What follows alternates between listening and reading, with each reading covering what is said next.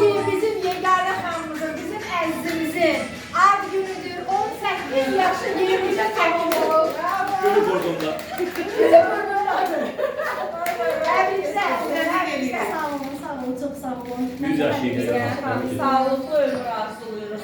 Təbriklər. Həmişə belə tərəvətli, gözəl qalın, enerjili qalın. Sağ olun. Nə deyək? Həmişə iş başında olun. Sağ olun.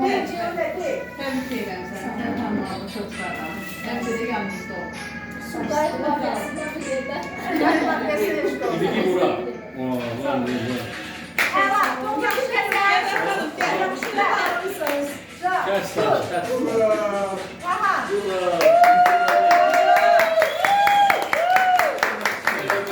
Əla. Tebrikler. Əla.